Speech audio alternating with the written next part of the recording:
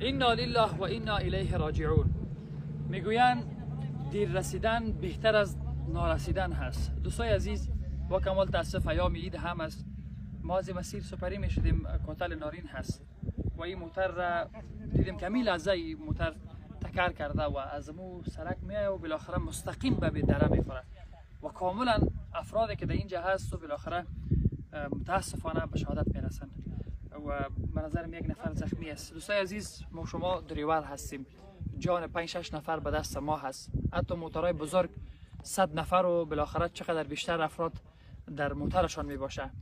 چه زیبا هست که احتیاط داشته باشین، چه زیبا هست که امانتدار خوب باشین. دریور یعنی امانتدار جان مردم. پس ببینید دوستای عزیز، در این موتر 30 ساله هم بوده و کمال تاسف خیلی زیاد جگرخون شدیم. خداوند رحم بکنه. این پیام ما برای دریورها هست، از جایی که دریور هستین خیر است اگر نیم ساعت بعد برسیم، اگر 1 ساعت دیرتر برسیم، امی که جان مردم را به سلامت به موقعشان برسانیم چقدر زیبا هست. پس احتیاط بکنین، احتیاط در کار هست، خصوصا ایام عید هست، از سرعت زیاد جلوگیری بکنین، خصوصا در چنین دره ها و در چنین جایی که خیلی خطرناک هست و باعث تلف جان مردم میشه. عزت باشید. سلام علیکم.